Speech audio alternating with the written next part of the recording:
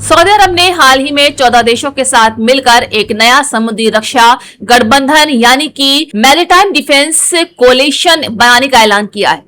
इस संबंध का मकसद लाल सागर, बाब अलमंदेब, जलमरुमद और अदन की खाड़ी जैसे बेहद महत्वपूर्ण समुद्री रास्तों की सुरक्षा करना बताया गया है। दुनिया के व्यापार का हिस्सा इसी समुद्री मार्गों से होकर गुजरता है, जहां एशिया से यूरोप जाने वाले हजारों मालवाहक जहाज हर साल इसी रास्ते का इस्तेमाल करते हैं।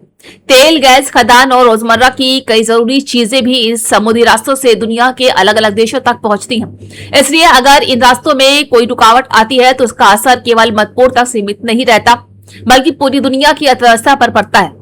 सऊदी अरब का कहना है कि गठबंधन किसी देश के खिलाफ नहीं बल्कि वैश्विक व्यापार और समुद्री सुरक्षा के लिए बनाया गया है।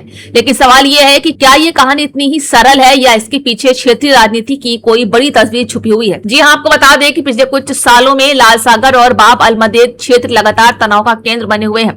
यमन में सक्रिय हूती संगठन, जिसे कई पश्चिम देश और सऊदी अरब, ईरान समर्थित मानते हैं, कई बार व्यापारिक जहाजों और सैन्य जहाजों पर ड्रोन और मिसाइल हमले कर चुके हैं। हूती नेताओं का कहना रहा है उनके हमले गाजा युद्ध और फिलिस्तीन के समर्थन से जुड़े हैं, जबकि अमेरिका, सऊदी अरब और कई अन्य देश इन्हें अंतर्राष्ट्रीय व्यापार के लिए बड़ा खतरा बताते हैं। इन हमलों के कारण कई बड़ी शिपिंग कंपनियों ने अपने जहाज लाल सागर के बजाय अफ्रीका के दक्षिण सिरे केप ऑफ गुड होप के रास्ते भेजने शुरू कर दिए।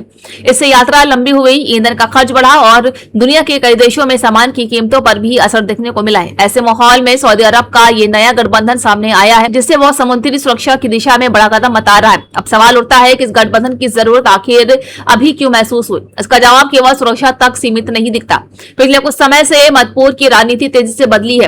एक तरफ ईरान का प्रभाव इराक, सीरिया, लेबनान और यमन जैसे इलाकों में बढ़ता दिखाई देता है, तो वहीं दूसरी तरफ सऊदी अरब खुद को क्षेत्रीय नेतृत्व की भूमिका में और मजबूत करना चाहता है। चीन की मध्यस्थता में 2023 में सऊदी अरब और ईरान के बीच रिश्तों में सुधार जरूर आया था, लेकिन जमीनी स्तर पर दोनों देशों के बीच अविश्वास पूरी तरह से खत्म नहीं हुआ। वही यमन का संकट, हूती हमले, क्षेत्रीय प्रभाव और सुरक्षा के मुद्दे अब भी दोनों देशों के बीच तनाव की वजह बने हुए हैं। ऐसे में कई विशेषज्ञ मानते हैं कि ये गठबंधन सिर्फ जहाजों की सुरक्षा का मामला नहीं बल्कि सऊदी अरब का एक रणनीतिक संदेश भी हो सकता है कि वो अपने सहयोगी देशों के साथ मिलकर क्षेत्रीय सुरक्षा में बड़ी भूमिका निभाने के लिए तैयार है। दूसरी ओर इस पूरे मामले को केवल सऊदी बनाम ईरान की लड़ाई मान लेना भी सही नहीं होगा। अंतर्राष्ट्रीय राजनीति हमेशा कई परतों में चलती है।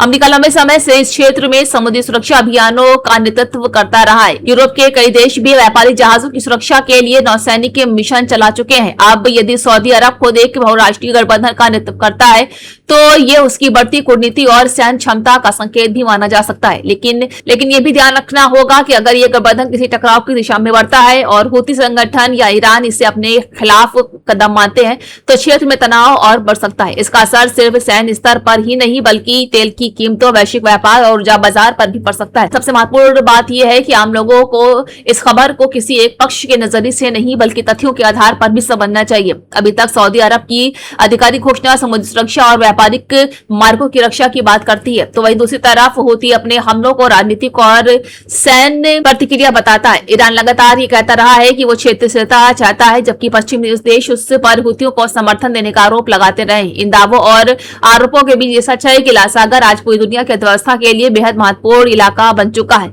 अगर वहां शांति रहती है तो इसका फायदा वैश्विक व्यापार और आम लोगों तक पहुंचता है, लेकिन अगर तनाव बढ़ता है तो सबसे पहले